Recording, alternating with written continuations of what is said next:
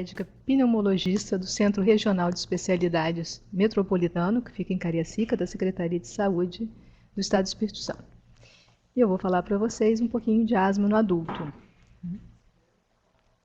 Primeiro, o conceito, segundo as diretrizes da Sociedade Brasileira de Pneumologia e Tisiologia, a última diretriz que foi de 2012, que a asma é uma doença inflamatória crônica das vias aéreas, associada a uma hiperresponsividade, ou seja, uma resposta aumentada das vias aéreas, que leva a episódios recorrentes de sibilos, dispneia, opressão torácica e tosse, particularmente à noite ou no início da manhã.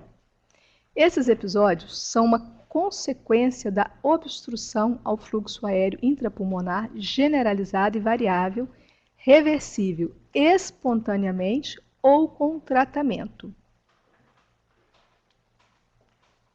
A asma é uma doença crônica comum e potencialmente grave que pode ser controlada, mas não curada. Então, se alguém chegar no consultório ou na atenção primária dizendo eu tive asma, o verbo está errado. Ele tem asma. A pessoa que nasce com asma, ele vai ser asmático para o resto da vida. O que ele está é com asma, o que a gente chama de controlada. Então, ele está assintomático por uma asma controlada, que pode não necessariamente ser medicamentosa. É a evolução natural da doença, que pode passar períodos bem, mas que a pessoa tem que ser sempre lembrada que ela é uma pessoa asmática e a qualquer momento essa asma pode voltar. Os sintomas estão associados a um fluxo de ar expiratório variável que dificulta a passagem de ar para fora do pulmão. Por broncoconstricção, aqui vocês estão vendo o brônquio normal e aqui um brônquio numa crise de asma, em que vai haver uma contração da musculatura diminuindo a luz, um espessamento da parede da via aérea do brônquio por inflamação e um aumento do muco. Então, são três coisas que concorrem para que haja um estreitamento das vias aéreas com dificuldade de passagem de ar. Tá? E os sintomas da asma podem ser desencadeados ou agravados por fatores como infecções virais, alérgenos, pólen, poeira, ácaro, fumaça de tabaco, exercício e estresse. A asma é uma das doenças crônicas mais comuns no mundo todo. A estimativa é de 300 milhões de pessoas sofram da doença no mundo todo. É uma das principais causas de absenteísmo no trabalho na escola, sendo o seu custo para assistência considerado alto, principalmente em países pouco desenvolvidos, como no nosso país, que ele fica dispendioso.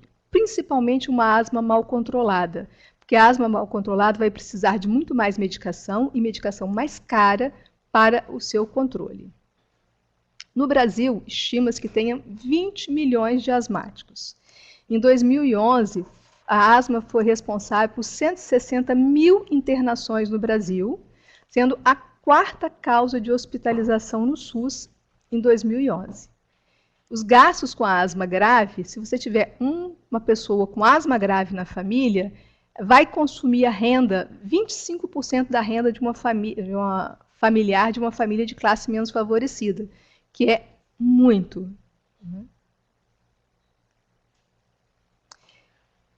Quando pensar em asma, você tem que ter, para o diagnóstico, uma anamnese compatível com a asma, um exame físico compatível com a asma, uma prova de função pulmonar e uma avaliação de alergia, sendo, principalmente, na atenção básica, o que vocês vão conseguir fazer, com certeza, a anamnese e o exame físico. A prova de função pulmonar, às vezes, fica difícil, principalmente no nosso estado. A história da doença. Tosse, falta de ar, dor torácica, que pode às vezes não ser referido como uma dor torácica, mas pode ser referido como uma opressão no peito, uma sensação de peso no peito, e o clássico chiado, que as pessoas associam asma a pessoa chiando. E às vezes não fazem o diagnóstico porque o paciente chega só dizendo que tem uma opressão, ou só está com excesso de tosse, ou só está com falta de ar.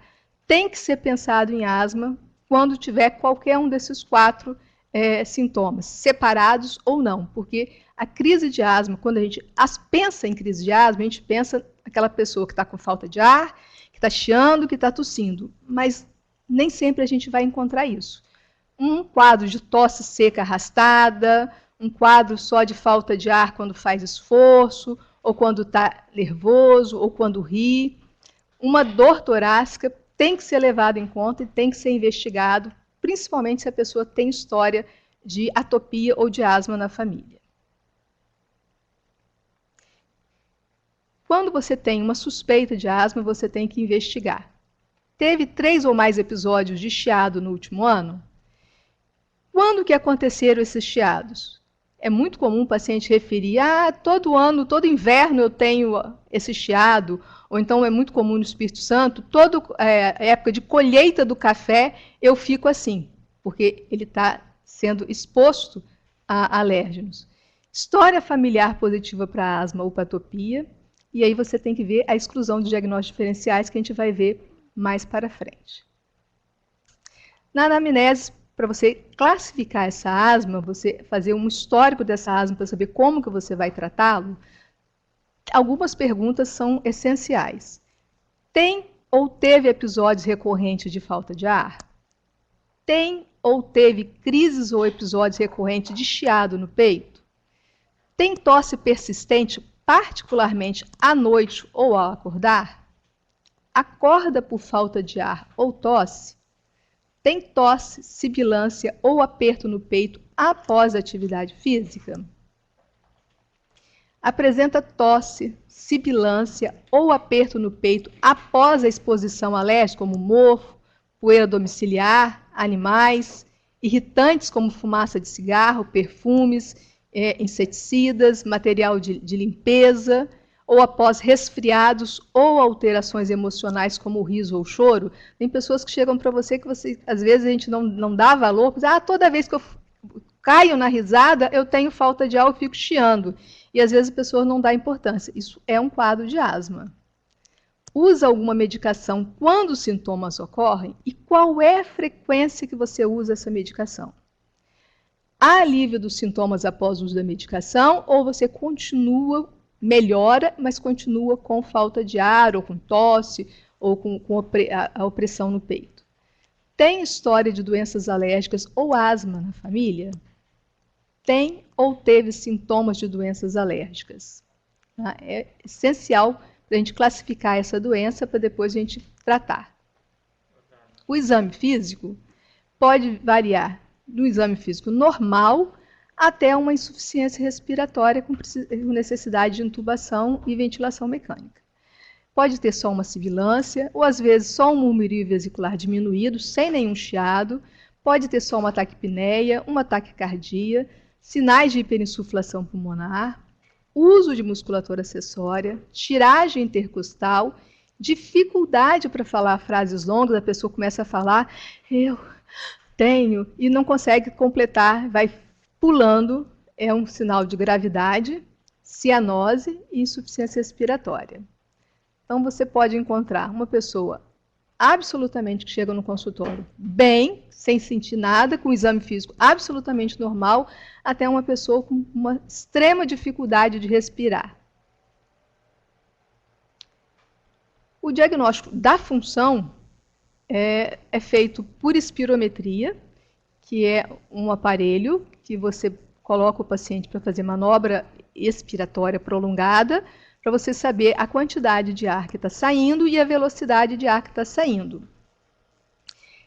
No nosso estado, só tem em 2 lugares, 3, no Hospital das Clínicas, no CRE Metropolitano e no CRE de Cachoeiro. Então, é mais difícil conseguir, mas podem fazer o pedido, vai demorar um pouquinho, mas é essencial para você classificar o diagnóstico. O pico de fluxo é esse aparelhinho aqui, que é barato, ele custa em torno de R$ 120, R$ 150, que o ideal é que o paciente tenha esse aparelho para ele ter o controle da sua doença, porque ele mede todo dia, de manhã e de tarde, quando houver uma variação Acima de 20% significa que ele não está controlado e que ele precisa de medicação. Então, isso é fácil. E toda vez que ele vai no médico, deveria ter um no posto para saber a variação que esse paciente faz todas as vezes que ele vai na consulta. Quando a espirometria é normal e você suspeita ainda assim mesmo da asma, tem os testes adicionais, que são a broncoprovocação e o exercício. O que é isso? A broncoprovocação é você fazer nebulização para esse paciente com metacolina ou histamina e provocar a crise de asma fazendo espirometria. Você faz a espirometria, está normal, você faz a broncoprovocação, ou seja, você dá uma substância que pode provocar a crise de asma, doses controladas, isso tem tudo um protocolo, e aí você vai fazer a prova para saber se ele vai desencadear a crise, fazendo uma outra prova de função depois para ver se houve o desencadeamento da crise, uma piora da função depois da medicação. Se ele fala para você que ele só tem a asma quando ele faz exercício, então você vai fazer uma espirometria para avaliar essa espirometria, vai fazer o exercício e vai repetir essa espirometria para você ver se houve variação nessa espirometria. Na espirometria, a gente vê esses dois gráficos aqui. Então, uma espirometria de uma pessoa absolutamente normal, você vai ver este gráfico dessa forma aqui. Quando ele tem uma obstrução, ele vai achatar essa curva e depois que ele faz a medicação, ele vai melhorar. A mesma coisa essa curva, que ele tem esse formato. Então, o laudo, ele sai dessa forma, uma espirometria. Tem no resultado o que você está vendo nesse exame, que é o volume, a capacidade de volume pulmonar total, o primeiro segundo, volume inspirado no primeiro segundo, o percentagem do primeiro segundo sobre a capacidade total, que são os três principais que a gente avalia na asma. Nesse caso aqui, é um paciente que vem com previsto, ou seja, esses valores aqui são os valores previstos para este paciente que fez a espirometria. Como que a gente chega nesses valores? Com cálculo, joga-se em algumas equações a idade, o sexo, o peso e a altura, porque eu não posso comparar o pulmão, por exemplo, de uma pessoa que tem 1,50 m com um jogador de vôlei que tem 2 metros. Eles não fazem a mesma capacidade. Então, cada um tem o seu previsto, que nesse caso, para esse paciente, é isso aqui. Na prova ou seja, a primeira prova sem medicação, ele fez esses valores que correspondem a 72% do previsto na capacidade total, 51% do previsto. Depois que ele faz esse exame, é feito a medicação, que no caso é ou o salbutamol ou o fenoterol, 400 microgramas de cada um, e repete-se o exame para ver se teve a variação. Nesse caso aqui, ele passou, o valor que a gente vê é o volume inspirado forçado, ele passou de 51% para 70%. Ele melhorou 36%. É uma melhora importante. Então, ele não normalizou o exame, mas ele teve uma melhora. Então, este exame é um exame sugestivo de asma. Se ele tivesse normalizado 100% tudo, eu diria que esse exame é um exame de asma. Como ele não normalizou, eu tenho que dizer que ele é sugestivo de asma, porque tem outras doenças que podem levar a isso. Mas ele melhorou bastante, ele tem uma hiperresponsividade das vias aéreas. Então, a curva dele, em azulzinho aqui, é a primeira que ele fez, e depois da medicação, vocês podem ver a diferença, que ele melhorou bastante. Significa que os brônquios dele abriram e ele conseguiu expirar o ar que estava preso dentro do pulmão. Como que a gente avalia a obstrução? Se ele tem uma obstrução ou não. Um volume inspirado forçado no primeiro segundo menor do que 80% do previsto, ou a relação volume inspirado forçado no primeiro segundo, capacidade vital forçada menor do que 75% do previsto no adulto, e 85% previsto em crianças. Quando que a gente diz que teve uma variação significativa, que houve uma reversibilidade da obstrução após a medicação? Quando o volume inspirado forçado tiver um aumento de 200 mililitros e uma variabilidade de 7% em relação ao valor previsto. Então, vocês vejam no exame anterior que ele aumentou de 2 litros 620, não, de 1 litro 340 para 1 litro 820. Então, ele melhorou mais que 200 mililitros. E ele melhorou 36%. Essa prova é uma prova que a gente tem que laudar como uma variação positiva. Ele teve uma resposta positiva ao broncodilatador. O diagnóstico da alergia pode ser feito por teste cutâneo ou por IgE sérica específica para aquilo que o paciente está relatando. Se ele tem uma alergia a pelo, se ele tem alergia a ácaro, se ele tem, então vai fazer o IgE específica para aquilo para você tentar diagnosticar. Não é tão fácil na atenção primária você conseguir esses exames. Geralmente você tem que encaminhar para um alergista, para o alergista fazer esse exame. Diagnóstico diferencial, crianças de acima de 5 anos e adultos com sintomas de falta de ar, tosse, chiado e opressão no peito, principalmente rinocinusite, se ele tiver com tosse e chiado, você tem que pensar em rinocinusite também, síndrome de hiperventilação alveolar, síndrome do pânico, que é comum hoje em dia, a pessoa ter uma falta de ar, não tanto a tosse e o chiado, mas a falta de ar e a opressão no peito, a síndrome do pânico pode levar.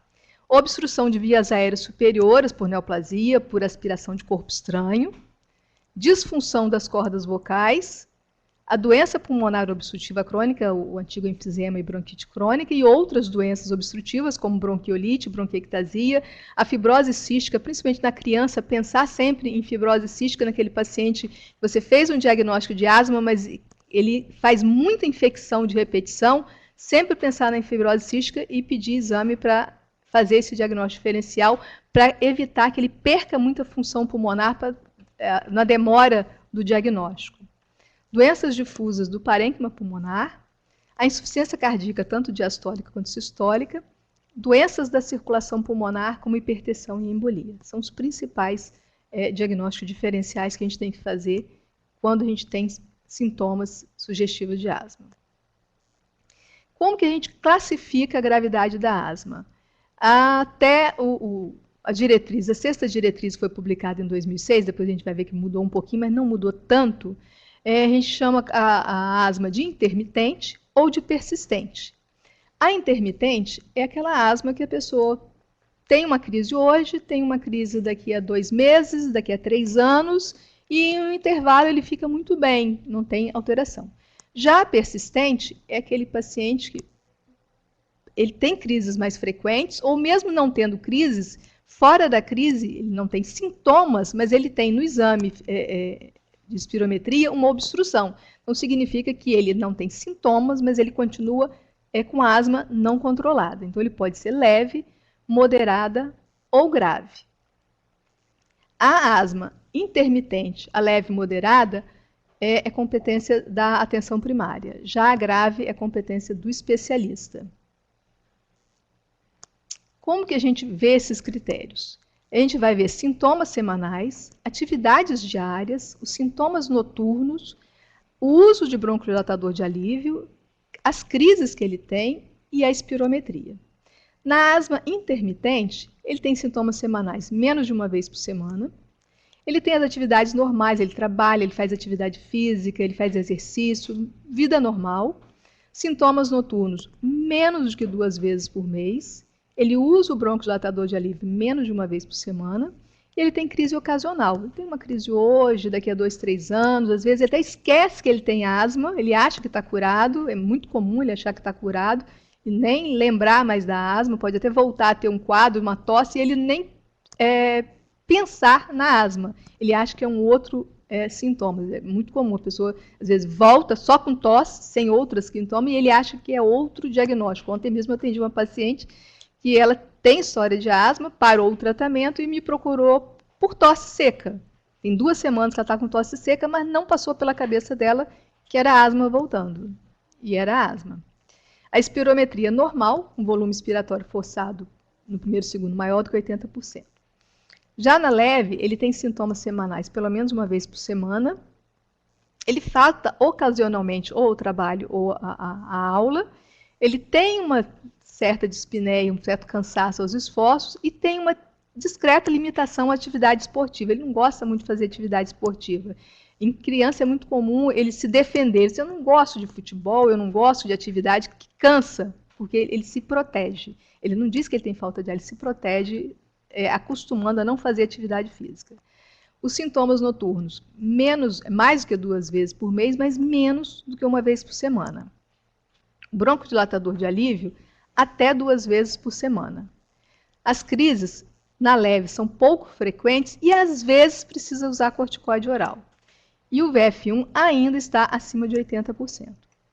Já na moderada, ele tem sintomas diários, ele tem faltas frequentes ao trabalho, ele tem uma falta de ar que prejudica as atividades habituais e ele tem limitação à atividade física. Sintomas noturnos, mais do que 1 vez por semana. Broncodilatador de alívio, ele vai precisar usar mais do que 2 vezes por semana, mas menos do que 2 vezes por dia.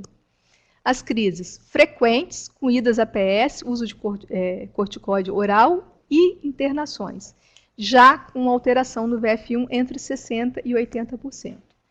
E a grave, ele tem sintomas diários e contínuos, tem uma limitação para qualquer atividade, ele tem sintomas noturnos mais do que 2 vezes por semana, ele tem uso de broncodilatador de alívio mais de 2 vezes por dia. Tem pacientes que chegam no consultório que dizem que usou 5, 6, até 10 vezes por dia um broncodilatador de alívio por causa que ele não está tratando.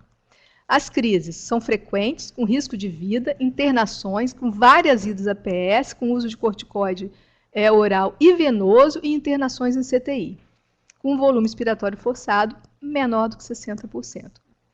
Hoje em dia, a gente mudou um pouco os critérios, a gente não fala tanto intermitente, leve, moderado e grave, mas vocês vão ver que é mais ou menos a mesma coisa. A gente fala em asma controlada, parcialmente controlada ou não controlada. A asma controlada a gente chama a intermitente e a leve, parcialmente moderada, e a parcialmente controlada, e a moderada e grave não controlada,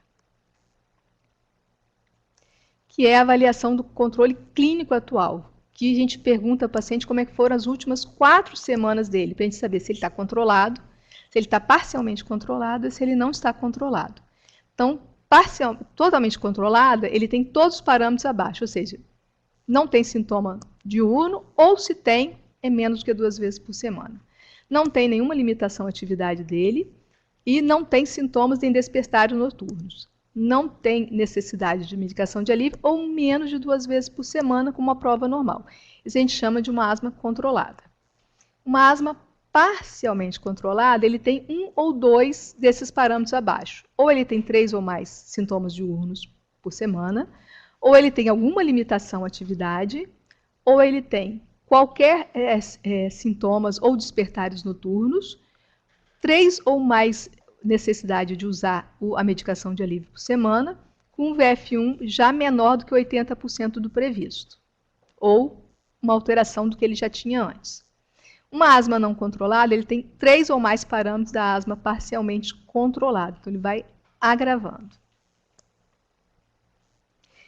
Quais são os objetivos do tratamento do paciente da asma? Atingir e manter o controle dos sintomas, ele manter ele controlado nessa parte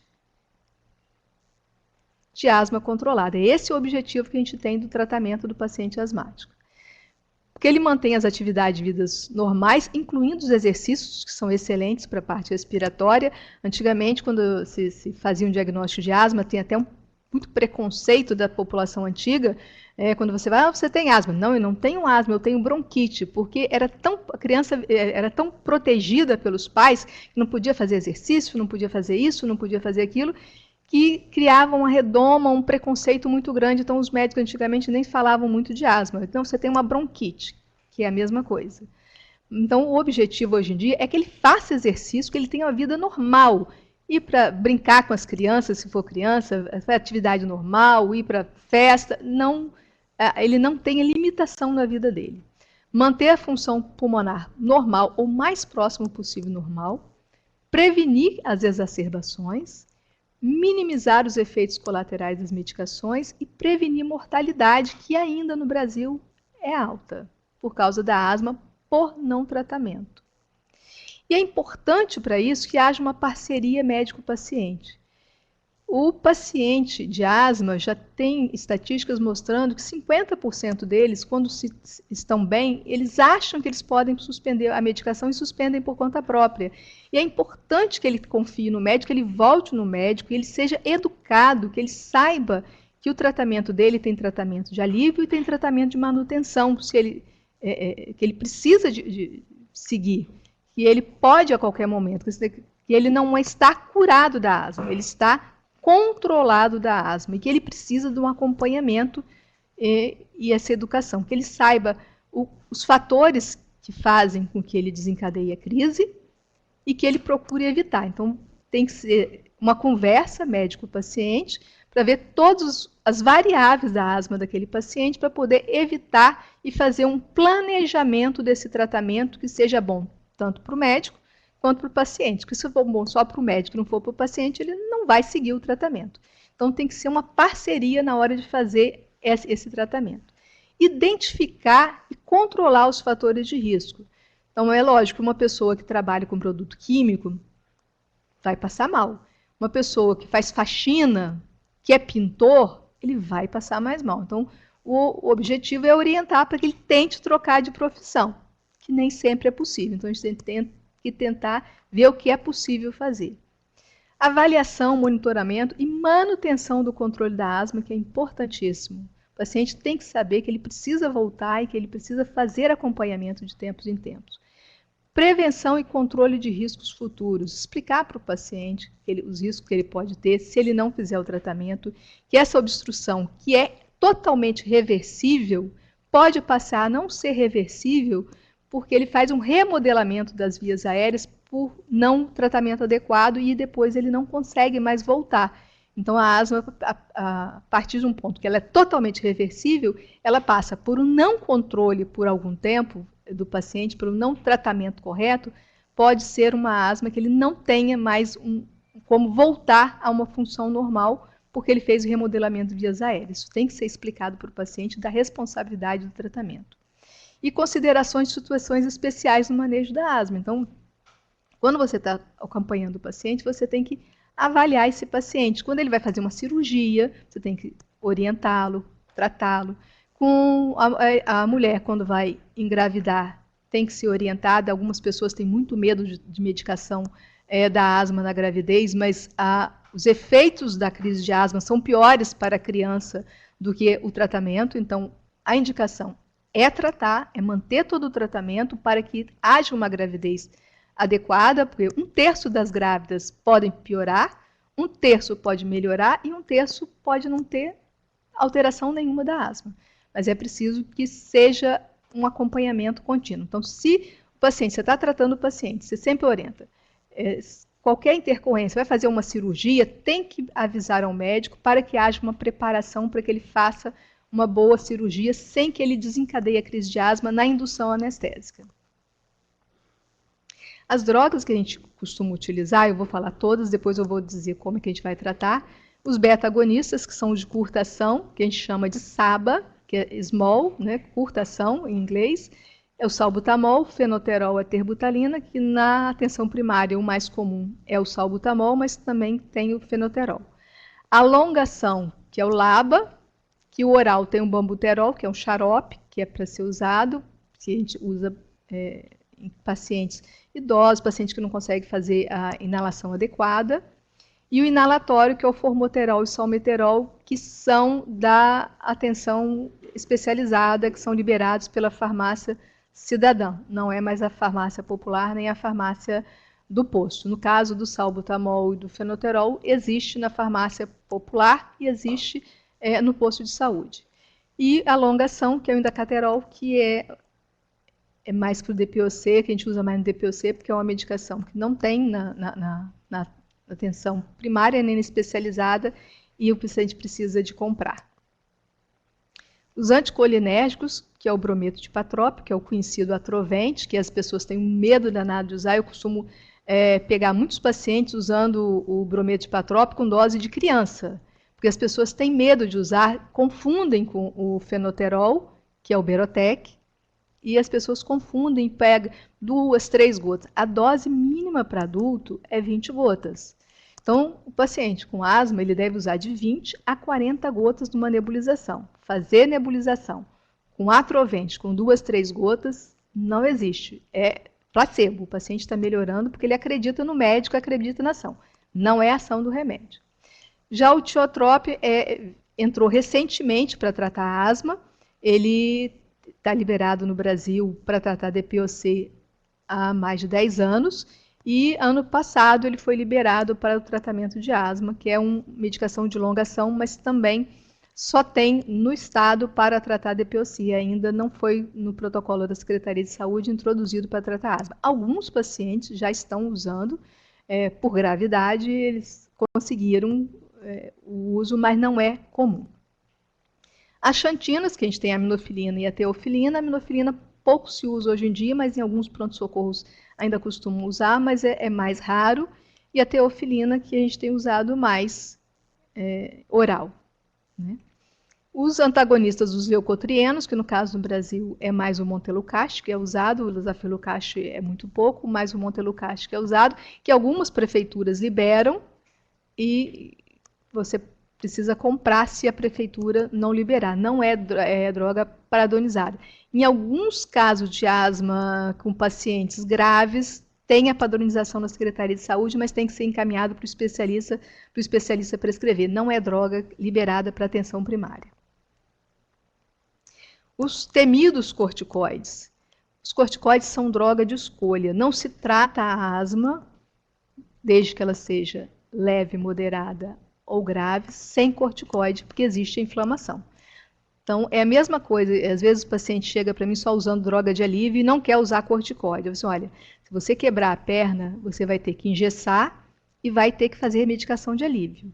Se você só tomar a medicação de alívio, que é o salbutamol ou fenoterol, você só está tomando remédio para dor. Você não está engessando a perna, então você não está tratando e essa fratura pode se agravar.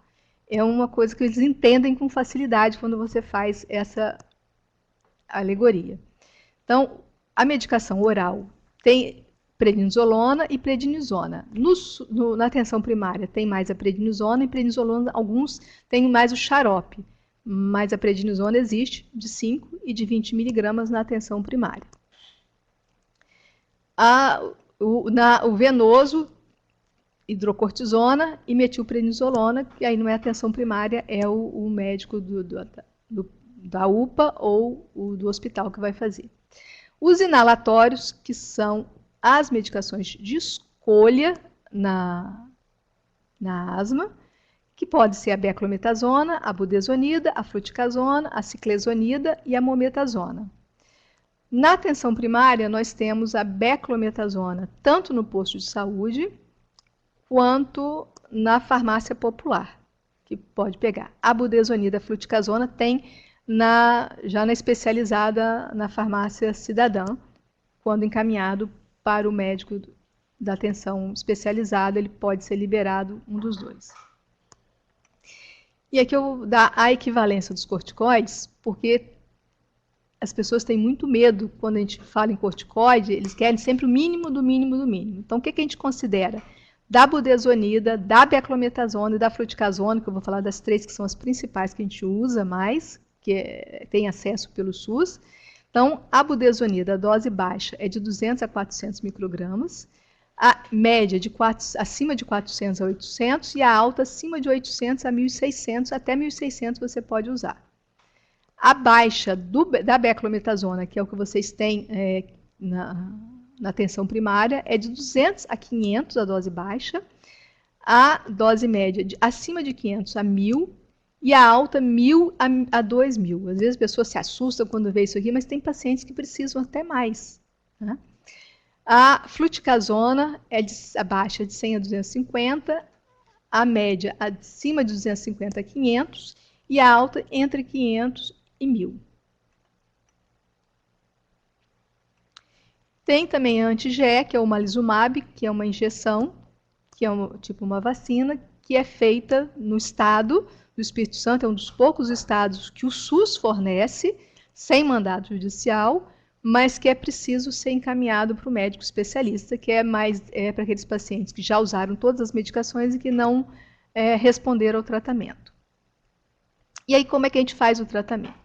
Você está lá no seu atendimento, chega um paciente, você vai avaliar se ele está na etapa 1, etapa 2, etapa 3, 4 ou 5. A etapa 1 é aquele paciente da intermitente. Etapa 2 é aquele paciente da leve, a moderada e a grave. Então, se o paciente chega para você na atenção primária e diz, olha, eu tive uma asma, eu tive uma crise na semana passada, hoje eu estou bem, eu vim aqui só para avaliar a minha asma. Então, você vai começar pela etapa 1, porque se ele está bem, até você fazer a prova de função, até prova em contrário, ele não tem alteração. Então, você vai entrar pelo beta-2 de curta ação, o salbutamol ou fenoterol, para ele fazer uso quando tiver a crise. Geralmente a gente começa com 2 jatos na crise, que ele pode fazer até de 4 em 4 horas, se ele estiver grave. Então, a orientação tem que ser feita por escrito, porque tem pacientes que às vezes acham que vai fazer uma vez, outra, e faz umas 10 vezes seguida, aí vai parar no hospital com arritmia cardíaca e a culpa é do remédio. Não, a culpa é do erro de uso da medicação. Então, tem que ser orientado ao paciente. Você fez o uso de, geralmente, 2 jatos, não melhorou, dali a uns 20, 30 minutos você pode repetir, espera mais uns 20, 30 minutos, não melhorou, você pode repetir. Eu aconselho fazer só essas 3 vezes por conta do paciente. Não melhorou, procurar uma UPA, procurar um médico para fazer uma reavaliação. Em todas as etapas, você tem que ver a educação do paciente, orientar o que ele tem para ele saber da asma e fazer o controle ambiental da casa. Evitar fumaça, evitar cigarro, né? Evitar cheiro forte, as coisas que podem desencadear a crise. Então, chegou nessa fase, você vai simplesmente dar o beta-2 e pedir a ele, eu gostaria que você anotasse num papel todas as vezes que você tiver necessidade de fazer uso da medicação, para quando você voltar à consulta, eu saber se você precisou usar, quantas vezes você precisou usar e qual o horário que você tem necessidade dessa medicação. Se ele chega para você, se doutor, eu estou com falta de ar, eu estou chiando, ou eu estou com tosse, ou eu estou com pressão, então ele está com uma asma não controlada. Então você vai começar com uma dose baixa de corticoide inalatório, que pode ser, na atenção primária, vocês vão ter acesso ao beclometasona, que pode ser ou Clenil, que é spray, né?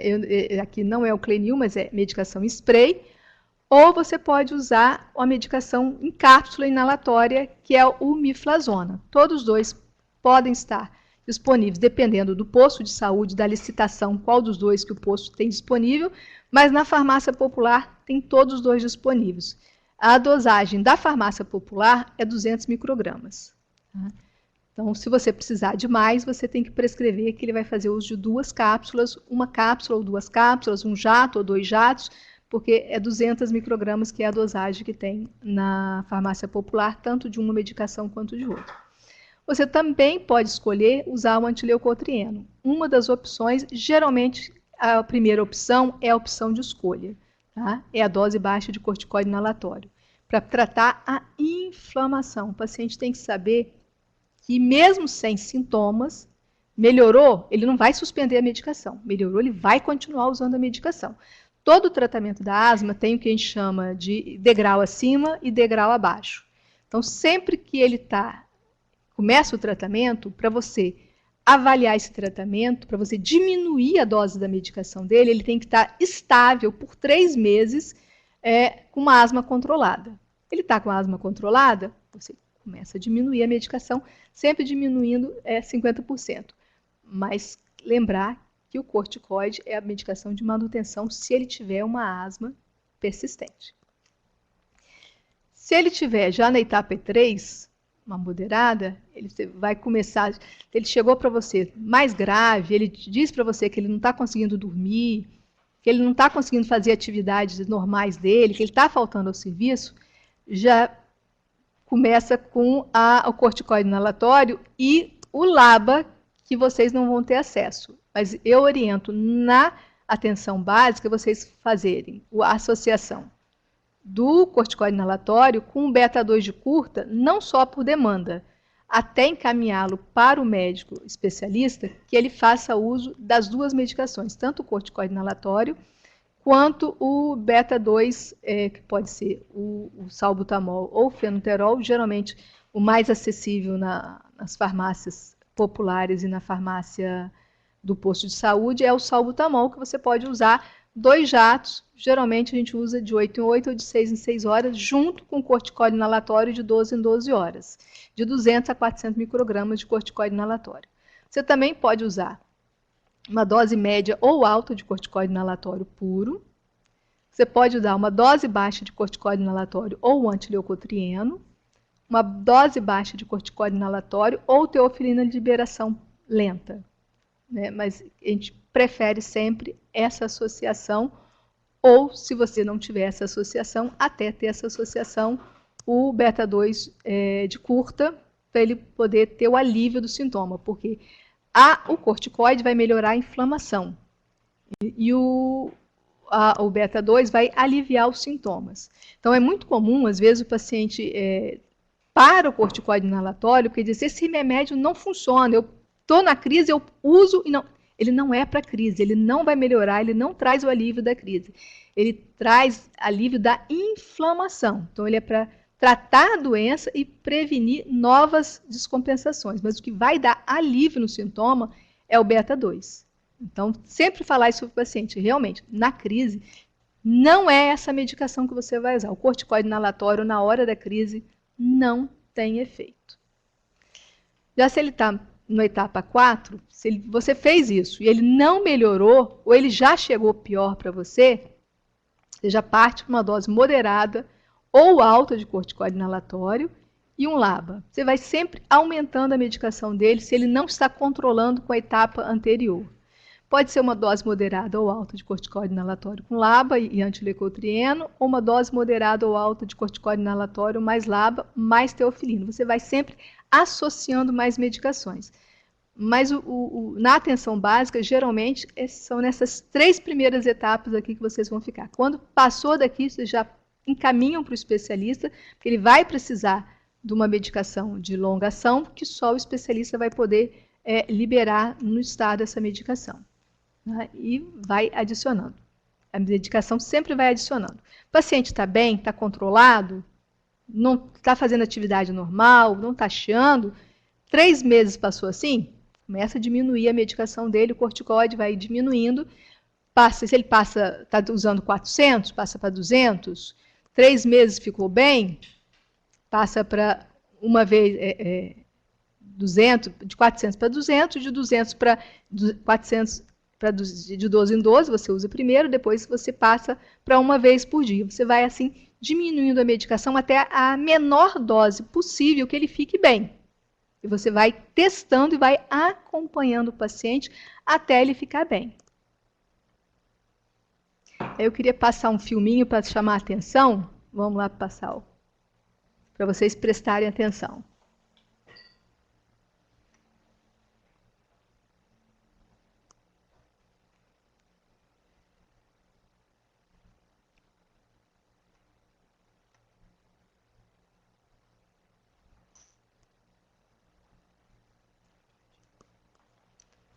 Então, vamos lá.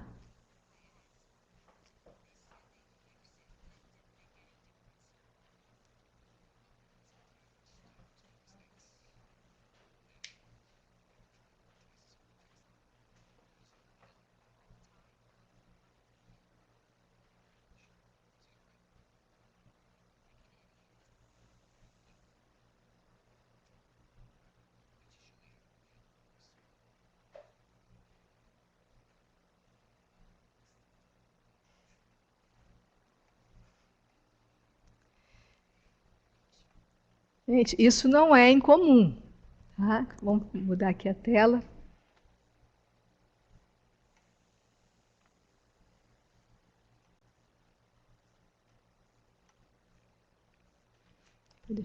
Então, gente, isso que vocês viram não é uma coisa incomum. A gente vê o uso da medicação de várias formas possíveis, várias formas erradas. Então, sempre que o paciente vem para a consulta, a primeira coisa, ele não está compensado, ou mesmo estando compensado, é obrigação checar Como que você está fazendo a medicação? Traga sempre a medicação na consulta e peça ao paciente para fazer. Então, você tem que orientar. Às vezes, a pessoa prescreve a medicação e não orienta o paciente. E o paciente não sabe como usar, e o farmacêutico menos ainda. Eles ensinam de formas mais erradas possíveis. Então, na atenção básica, vocês vão ter ou o spray ou a medicação em cápsula, que é pó-inalatório. Eu já vi essa medicação sendo usada no nariz, ele pegando a cápsula e engolindo, fazendo spray no nariz. Então, são várias formas que os pacientes usam e tem que ser orientado, porque quando você prescreve um comprimido de uma medicação, é fácil você prescrever. Ele sabe o que é um comprimido, mas a medicação inalatória ele não sabe. Então, é obrigação do médico orientá-lo. Então, a medicação em spray, o ideal é que ele faça com um espaçador, que é esse aparelhinho aqui. Em alguns postos de saúde, a gente consegue esse espaçador. Se não tiver, ele não é tão caro, é R$40, R$50. É mais fácil de fazer do que fazer com esse, porque eu vou mostrar como que você tem que orientar o paciente para fazer essa medicação para ser adequada, qualquer medicação em spray que ele vai usar. Você tem que pedir ao paciente para agitar, porque dentro tem a medicação e tem a substância que vai fazer o spray. Se ele não agita, só o spray vai e a medicação fica, então não vai fazer efeito. Então ele tem que agitar a medicação, colocar próximo da boca, não é dentro da boca, próximo da boca, esvaziar o pulmão, começar a encher e apertar. Não é apertar antes de começar a encher, porque a medicação, aqui, esse aqui está vazio, não dá para vocês verem, mas o jato é rápido. Então, se você bota na boca e dá o jato e depois aspira, ele gruda tudo na orofaringe e não vai para o pulmão. Então, o efeito, ele faz efeito, porque o paciente vai engolir com a saliva, mas não é o efeito que a gente espera. Ele vai ter mais efeito colateral, ele vai dar mais tremor, ele vai dar mais taquicardia, porque ele está engolindo o remédio. Então, ele tem que diluir bem, esvaziar o pulmão, botar próximo da boca, esvaziar, começar a encher. Quando ele começar a encher, ele dá um jato e continua enchendo até encher a capacidade plena do pulmão. Quando ele encher tudo, ele prende a respiração e o ideal é que ele fique 10 segundos com a remedicação presa, que não adianta ele aplicar e botar para fora, porque é um remédio em suspensão que ele precisa de um tempo para se depositar. Se você aplica, enche e sai, ele sai, a casa fica cheia de remédio, o paciente não fica. Então, é preciso que o remédio fique pelo menos uns 10 segundos dentro do pulmão, para depois ele botar o ar para fora. E repete o jato. Não é dar 2 jatos e fazer uma inspiração, porque é muito comum o paciente fazer isso. É um jato, uma manobra dessa. Outro jato, outra manobra dessa. É importante. O corticoide inalatório, quando é feito, é preciso explicar para o paciente que depois que ele faz o uso da medicação, ele precisa fazer gargarejo, bochecho e fazer uma boa higiene oral. Porque a medicação, ele pode ficar um pouquinho pela boca, ficar pela orofaringe, e aí pode dar rouquidão, pode dar tosse e pode dar monilise. Então, é importante que ele saiba que ele precisa fazer isso. Pode alterar a pressão e pode alterar o diabetes, porque ele está engolindo o que ficou na boca. Então, é preciso que ele saiba disso. Já com o espaçador, fica mais fácil. Ele vai botar o remédio aqui, vai diluir, fiz uma baguncinha aqui, diluir, botar, esvaziar o pulmão, botar próximo da boca e apertar e puxar. Fica mais fácil dele fazer a coordenação do remédio entrar. Mas não é impossível ele fazer, para alguns pacientes é impossível fazer sozinho. Então, precisa checar isso. Já a medicação em cápsula, que é a omifrazona, vocês vão pedir para ele abrir, colocar a cápsula, fechar, quebrar fazendo esse movimento aqui lateral umas 2 vezes e tirar o dedo daqui, que é muito comum o paciente ficar segurando, aí o remédio não roda, ele tem que tirar o dedo e botar o dedo assim, e aí é a mesma manobra, esvazia o pulmão, coloca na boca e aspira. Prende a respiração, 10 segundos e depois solta a medicação. Lembrar, depois de fazer, gargarejo, bochecho E lavar bem orofaringe, dentes, se possível escovar dente. No posto de saúde e na farmácia popular, a dosagem é 200. Então, se o paciente precisar de 400, lembrar ele que são 2 cápsulas. Mas não é botar as 2 juntas, que eu já vi também fazer. Fala com ele, ó, é uma cápsula, depois a outra cápsula. Faz a outra manobra, porque eles também fazem isso, botam 2. Ou então, não sabe como fazer, engole. Eu já vi dentro de hospital, a enfermeira do hospital mandar o paciente engolir. Um paciente meu que internou, que me perguntou, doutor, a senhora mudou a minha medicação? Eu falei assim, não, porque a enfermeira mandou engolir. Então, cuidado, tem que ser orientado, tem que ser explicado, tem que ser checado cada vez que o paciente vai, porque é uma das principais causas de não controle da doença, é o não uso da medicação. Se ele está não controlado, ele fez tudinho, você checou a medicação, ele fez correto, está fazendo correto, ele está usando a medicação, que é outra coisa, ele fazia a manobra correta, mas não fazer fora de casa, só faz de vez em quando, eu esqueci, eu só fiz uma vez, eu fiz ontem, aí não funciona. Ele tem que ter a periodicidade de 12 em 12 horas, usar a medicação do corticoide inalatório. Então, o controle, como você prescreveu, ele tem que fazer. Fez tudo direitinho? Está fazendo tratamento? Está descontrolado? Então, tem que checar. Ele está fumando? Ele está fazendo uso de algum produto químico, alguma medicação, que é muito comum, às vezes a pessoa não checa a medicação. E às vezes o paciente está tomando atenolol, está tomando propanolol e está desencadeando crise de asma. Então, precisa ver a medicação que ele está tomando, se essa medicação tem alguns colírios de glaucoma que também desencadeiam crise de asma, checar se ele não está com sinusite, checar se ele não está com refluxo gastroesofágico. Então, não consigo controlar. Tem que checar tudo o que está acontecendo. E vai aumentando a dose da medicação. Tá? É sempre step up, melhorou, está controlado 3 meses, começa a fazer step down para ser a medicação, o mínimo de medicação possível para manter. Se o paciente já chegou para você na exacerbação, você vai avaliar como é que esse paciente está. Se ele não consegue falar direito, se ele você vê que ele está exausto, ou ele está cianótico, ou ele está sonolento, não fique com ele na atenção primária, porque ele vai morrer na sua mão. Encaminha o mais rápido possível para um serviço que tenha suporte ventilatório, de preferência um serviço que tenha CTI, porque ele provavelmente vai precisar. Mas se ele está falando, se ele tem um pouquinho de tiragem intercostal, está chiando, mas ele consegue falar a frase direito, consegue explicar o que ele está sentindo, você pode, na atenção primária mesmo, tratar. Geralmente, o Aerolim, o salbutamol, tem na atenção primária para ser dado para os pacientes. Então, você pode pegar e fazer até 3 doses de beta-agonista a cada 10 a 30 minutos. Nossa, 3 doses? Olha, na espirometria a gente faz 4. Porque as pessoas têm muito medo. Mas não é, ele não tem esse efeito que as pessoas... O efeito colateral que ele fala, que todo mundo reclama de taquicardia, é mais com o abuso. Na espirometria, a gente faz 4 jatos de salbutamol e as pessoas ficam tranquilas, não tem problema nenhum. Raramente a gente tem uma complicação numa espirometria. Eu não me lembro até hoje de nenhuma complicação numa espirometria. Né? Então, a gente faz 4 jatos tranquilo.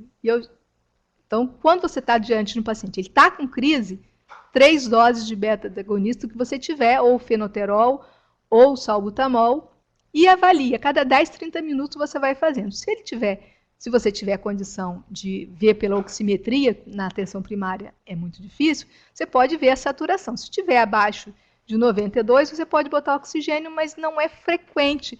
O asmático, quando ele dessatura, geralmente ele está numa exacerbação mais grave. Então, 30 minutos, você avaliou. Ele está bem? Melhorou?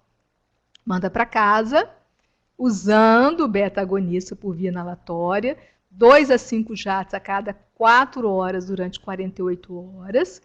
Usa prednisona ou prednisolona, o que você conseguir. 1 miligrama por quilo de peso, máximo 40 a 60 miligramas. Geralmente a gente usa dose 40 miligramas, é a média que a gente faz em torno de 5 a 7 dias, não mais do que isso. Geralmente 5 dias a gente consegue controlar. Tá? Então é essa a recomendação. Você reavaliou, ele teve uma melhora parcial, mantém mais um pouco junto com você, continua fazendo a medicação, até 4 horas você pode ficar com ele. E associa logo o corticoide na hora. Você começa a dar o corticoide, aí você vai já fazer equivalente a 60 miligramas. E depois você vai mantê-lo para casa com 40 miligramas por dia, em torno de 3 a 7 dias. A média que a gente faz é 5 dias.